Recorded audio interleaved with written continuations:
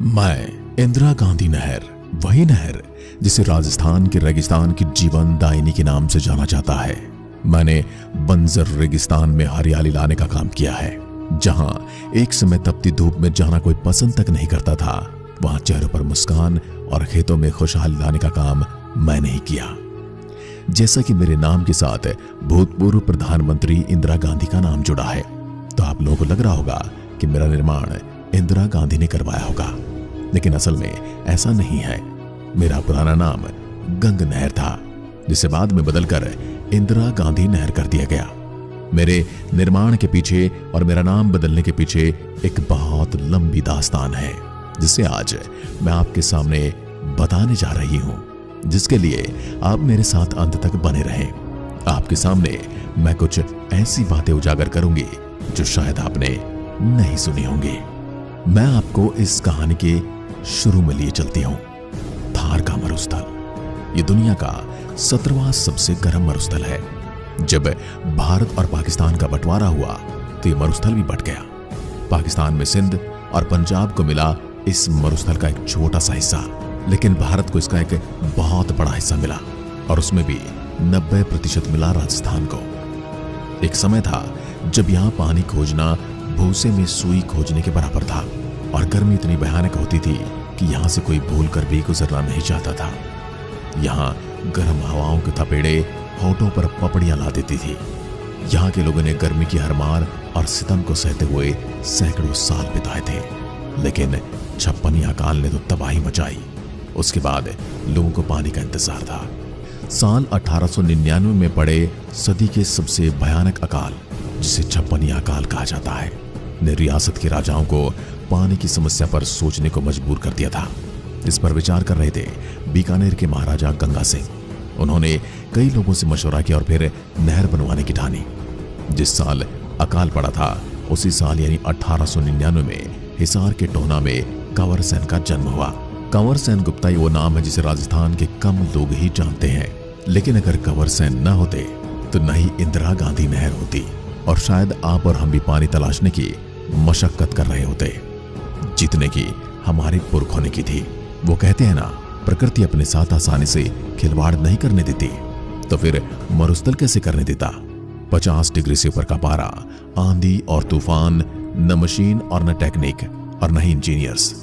Engineer तो इस तरफ देखना तक नहीं चाहते थे, लेकिन उन कठिन हालातों में भी कंवर सेन ने महाराजा गंगा सिंह की राजधानी में नहर लाने का अपना सपना साकार किया।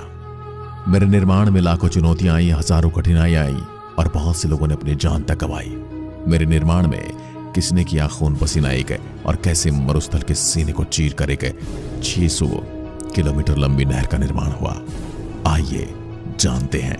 राजस्थान के सबसे चर्चित रियासतों में से एक थी बीकानेर रियासत, जहां बीकानेर के राजा गंगा सिंह ने साल 1888 में गद्दी संभाली थी।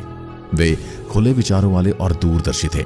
साल 1899 में पड़े छप्पनी अकाल से जनता की आहें उन्होंने खुद सुनी थी, इसलिए चाहते थे कि पंजाब का सतलुज नदी का पानी लाकर नहर के जरिए जैसलमेर तक लाया जा सके, ताकि इस पूरे इलाके की पानी की समस्या खत्म हो सके। इसके लिए उन्होंने गंग नहर बनवाई। गंग नहर ने बीकानेर की सूखी पड़ी जमीन पर पानी तो लाया, लेकिन लोग नहीं थे, तो लोगों को बसाने के लिए उन्होंने घरों का निर्माण करवाया और जमीनें दी, जिसे आज आप गंगा नगर के नाम से जानते हैं। और लोग बहुत सारे पंजाब से भी बुलाए गए थे। गंग नहर ने मानो बीकानेर की दशा बदल दी थी। क्रांतिकारी प्रयास के कारण उन्हें आधुनिक भारत का भगीरथ भी कहा गया है। लेकिन पानी की कमी सिर्फ बीकानेर में नहीं थी, बल्कि चूरू, नागौर, जैसलमेर समेत राजस्थान के कई जगहों में थी। महाराजा गंगा सिंह ने इस नहर को जैसलमेर तक ले जाने की कोशिश की, लेकिन पैसे की कमी के कारण उनका यह सपना पूरा न हो सका। लेकिन राजस्थान के भाग्य में तब तक शायद नहर का निर्माण लिखा जा चुका था। इसलिए महाराजा गंगा सिंह के दरबार में नए चिप इंजीनियर बने कंवर सेन गुप्ता। कंवर सेन ने उस जमाने में थॉमसन से इंजीनियरिंग की थी, जिसे आज IIT रुड़की भी कहा जाता है। वो जवान थे, डायनामिक थे, यानी कि खुले विचारों के थे। उनके विचार महाराजा गंगा सिंह से काफी मेल खाते थे। गंगा सिंह के कहने पर कंवर सेन ने पंजाब से लेकर राजस्थान तक एक ड्राफ्ट तैयार किया, जो इंदिरा गांधी नहर के लिए तैयार किया गया पहला ड्राफ्ट था। लेकिन साल 1943 में कैंसर के कारण महाराजा गंगा सिंह का निधन हो गया, जिसके बाद गद्दी मिली उनके बेटे सादुल सिंह को। लेकिन साल 1947 में देश के आजाद होने के साथ ही राजशाही भी खत्म हो गई और देश में पहली बार सरकार बनी। अब न राजा रहे न रजवाड़े, लेकिन कंवर सिंह ने महाराजा के सपने को धूमिल नहीं होने दिया। उन्होंने आजादी के ठीक 1 साल बाद 1948 में नहर के लिए तैयार किए गए ड्राफ्ट सरकार को भेज दिया, पर इसका नतीजा कुछ नहीं निकला, क्योंकि सरकार को कई साल लग गए ये समझने को कि अब राजस्थान को एक नहर चाहिए। और आखिरकार सरकार ने 31 मार्च 1958 को नहर के निर्माण का श्री गणेश किया, उस वक्त के गृह मंत्री गोविंद बल्लभ पंत द्वारा। उस समय लोगों को यह काम असंभव लग रहा था, क्योंकि जिद्दी रेगिस्तान की छाती चीरकर एक लंबी नहर निकालना अपने आप में एक चमत्कार जैसा था। लेकिन कंवर सेन तो पूरा ड्राफ्ट तैयार कर चुके थे। जब ठाना उन्होंने था तो पूरी नहर बनवाने की जिम्मेदारी भी उन्हीं को दी गई।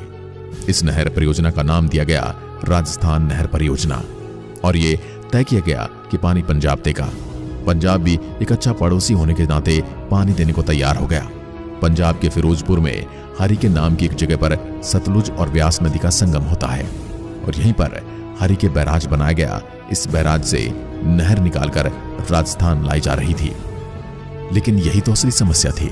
जब पंजाब पानी देने के लिए तैयार था और राजस्थान पानी लेने के लिए तैयार था, पर थार का यह मरुस्थल ही नहर के निर्माण के लिए तैयार नहीं था। तभी तो एक से बढ़कर एक समस्याएं तैयार हो गई।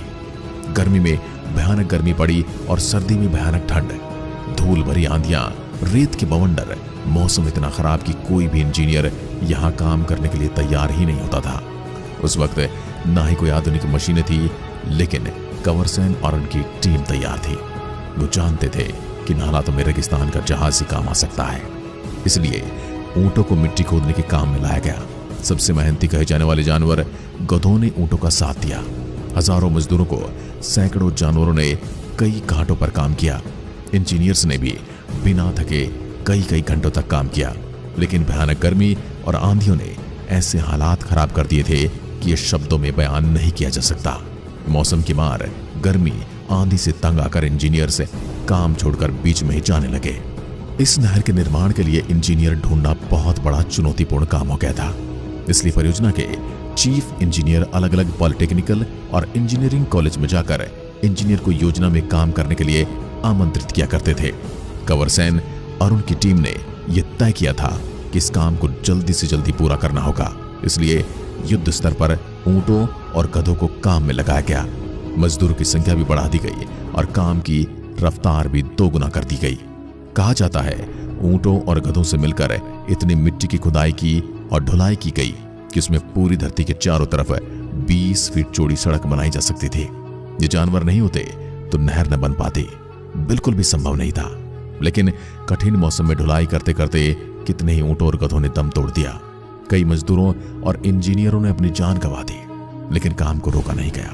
आखिरकार 4 साल की अथक मेहनत के बाद राजस्थान नहर में पानी आया। ये नहर के निर्माण का प्रथम चरण हुआ था, जिसमें पंजाब के हरिके से हनुमानगढ़ की मसीदा तक बनाया गया और इसे नाम दिया गया राजस्थान फीडर। यहां यह बात समझने को कि इंदिरा गांधी नहर 649 किलोमीटर की है, तो सोचिए ये नहर कितनी लंबी होगी। अब एक ही बार में इतनी बड़ी नहर बनाया जाना संभव नहीं था। इसलिए पहले राजस्थान फीडर बनाकर पानी लाया गया और फिर आगे जैसलमेर तक पहुंचाने के लिए मुख्य नहर बनाई गई। इसलिए इस नहर परियोजना में 2 नहरें शामिल हैं। पहली राजस्थान फीडर जो कि 204 किलोमीटर लंबी है और दूसरी 445 किलोमीटर लंबी मुख्य नहर।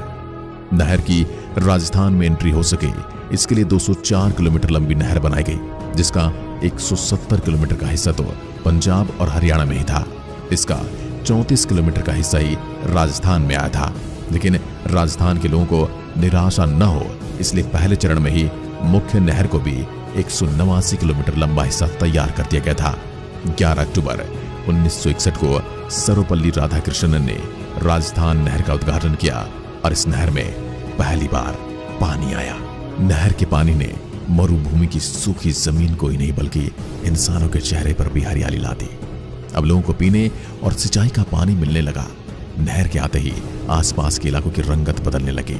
सालों काम करने वाले इंजीनियर और मजदूरों के चेहरे पर संतोष था, तो वही जनता के चेहरे पर पानी आने की खुशी। अपनी टीम के साथ मिलकर कंवर सेन ने असंभव लगने वाले काम को संभव कर दिखाया था। वैसे तो इस नहर के निर्माण में कई घोटालों के भी आरोप लगे थे, लेकिन पानी आने की खुशी और नहर के फायदे के सामने उन्हें भुला दिया गया। लेकिन इंदिरा गांधी के प्रोजेक्ट को बनाकर हजारों मजदूरों, ऊंटों और गधों को साथ ही कंवर सेन की टीम ने राजस्थान के भाग्य को बदल कर रख दिया। कंवर सेन को मरुस्थल का भगीरथ कहा गया और उन्हें पद्म भूषण से नवाजा गया। अब यहाँ सवाल ये भी आता है, इस पूरी नहर में कहीं पर भी इंदिरा गांधी का जिक्र तक नहीं आया। इस पूरी नहर को बनाने में मेहनत तो कंवर सेन, उनकी टीम और ऊंटों और गधों ने की और बहुत सारे स्थानीय लोगों ने की। इस नहर का नाम इंदिरा गांधी नहर क्यों रखा गया? अभी तक तो यह नहर हनुमानगढ़ तक ही आई थी, तो यह जैसलमेर तक कैसे पहुंच आई? आइए जानते हैं अब आगे की कहानी।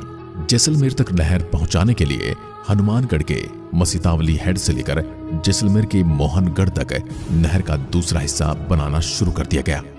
यह हिस्सा कुल 445 किलोमीटर लंबा था और यह हिस्सा बनाते समय इंजीनियर को यह भी समझ में आ गया था कि राजस्थान का मरुस्थल सीधा सपाट नहीं है, बल्कि एक ढलान की तरह है। अब इंजीनियर के सामने सबसे बड़ी चुनौती थी कि ऊंचे तक पानी कैसे पहुंचाया जाए। तो इसके लिए इंजीनियर ने लिफ्ट नहर के जरिए पानी पहुंचाया। आज इस नहर के बगैर राजस्थान के रेगिस्तानी जिलों की कल्पना भी नहीं की जा सकती। इस नहर ने ऐसे क्षेत्र में पानी पहुंचा दिया जहां पहले साल में महज 10 इंच बारिश ही मुश्किल से होती थी। अब रेगिस्तान में एक तरफ हरियाली लहरा रही थी। जो रेगिस्तान कभी रेत के बवंडर उगला करता था, आज वो हरे भरी हरियाली भरे पौधे उगल रहा था। नहर के आगमन के पश्चात रेगिस्तानी क्षेत्र पूरी तरह से बदल गया। नहरी क्षेत्र की आबादी तेजी से बढ़ी, कई गांव व कस्बे विकसित हो गए, नई मंडियां खुल गई, कृषि आधारित उद्योग स्थापित हो गए। महज पशुपालन पर आश्रित रेगिस्तानी क्षेत्र के लोगों के समक्ष रोजगार के द्वार खुल गए। इस क्षेत्र का परिदृश्य पूरी तरह से बदला हुआ नजर आ रहा है। राजस्थान के लिए जीवन रेखा बन चुकी मैं वास्तव में अपने आकार व लंबाई के कारण एक नदी के समान हूं। मैं पंजाब के फिरोजपुर के निकट सतलुज व व्यास नदी के संगम पर बने हरि के बैराज से शुरू होती हूं। देश की सबसे लंबी ये नहर 649 किलोमीटर लंबी है, जिसमें से पंजाब से राजस्थान तक 204 किलोमीटर फीडर नहर, वहीं 445 किलोमीटर मुख्य नहर है। राजस्थान की सीमा पर इस नहर की गहराई 21 फीट व तल की चौड़ाई 134 फीट है। वह सतह 218 फीट चौड़ी है। हनुमानगढ़ के मस्तावली से लेकर जैसलमेर के मोहनगढ़ तक फैली मुख्य नहर से 9 शाखाएं निकलती हैं। सिंचाई के लिए इसकी वितरिकाएं 9245 किलोमीटर लंबी हैं। राजस्थान के 10 रेगिस्तानी जिलों के लोगों के हलक इस नहर के पानी से तर होते हैं। इसके अलावा कई बिजली परियोजनाओं के लिए भी पानी यही नहर उपलब्ध कराती है। नहरी क्षेत्र में 37 लाख टन कृषि उत्पाद होने के आसार हैं। साथ ही कभी पानी को तरसने वाला राजस्थान पूरी तरह से बदल चुका है। हरियाली से आच्छादित रेगिस्तानी क्षेत्र में अब पूरा परिदृश्य बदल चुका है। तत्कालीन प्रधानमंत्री इंदिरा गांधी के निधन के पश्चात 2 नवंबर 1984 को अन्य सरकार ने इसका नाम राजस्थान नहर से बदलकर इंदिरा गांधी नहर कर दिया। हाल ही में राजीव गांधी खेल पुरस्कार को मेजर ध्यानचंद पुरस्कार का नाम दिया गया। तब भी नहर का नाम पुनः गंग नहर करने की बात उठी, जिस पर आपका क्या कहना है? क्या वापस इसका नाम गंग नहर कर देना चाहिए? अपने विचार कमेंट बॉक्स में लिखकर जरूर दें। साथ ही अभी तक चैनल को सब्सक्राइब नहीं किया है तो चैनल को सब्सक्राइब करें और बेल आइकन को जरूर दबा दें। धन्यवाद। जय हिंद, जय भारत।